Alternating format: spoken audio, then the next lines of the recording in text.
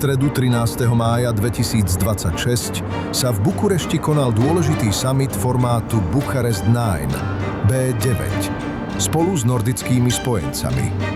Šlo o stretnutie lídrov 9 krajín východného krídla NATO, Bulharska, Česka, Estónska, Lotyšska, Litvy, Poľska, Rumunska, Slovenska a Maďarska, plus Dánska, Fínska, Islandu, Nórska a Švédska. Hlavnými hosťami boli generálny tajomník NATO Mark Rutte, ukrajinský prezident Volodymyr Zelenský a pozorovatelia z USA. Summit spolupredsedali rumunský prezident Nikušor Dan a poľský prezident Karol Nawrocki.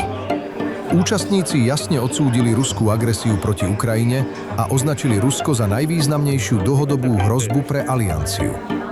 Zdôraznili jednotu od Čierneho mora cez Balt až po Arktídu a podporili koncept NATO 3.0 – silnejšiu Európu v silnejšom NATO.